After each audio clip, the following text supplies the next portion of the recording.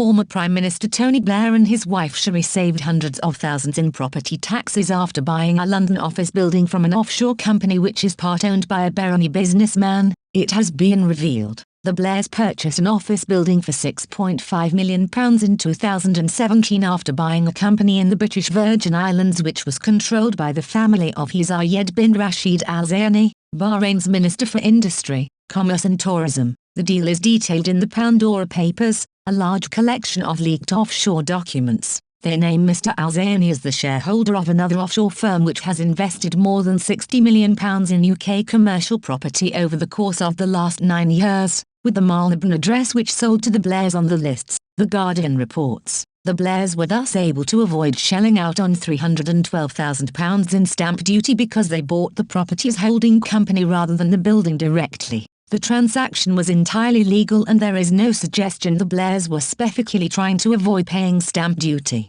Nevertheless, the deal underlines a loophole which allows wealthy landowners to avoid charges less well-off people generally have to pay. Executive Director of Tax Justice UK Robert Palmer commented, "It is unfair that if you buy a company that owns a property then you don't have to pay stamp duty. These are loopholes that are available to wealthy people but not available to others. Politicians need to fix the tax system so that everyone pays their fair share." Stamp duty is levied on commercial and residential properties sold at values above £150,000 and £125,000 respectively. In the UK in July, the average price of a house in the UK was £244,229, according to the Nationwide Building Society. Cherie Blair told The Guardian there was nothing unusual or underhand in any of this. The Al Zayanis had not wanted to sell the building separately from their BVI company, she said, adding, "I did not want to be the owner of a BVI company and so instructed my accountants,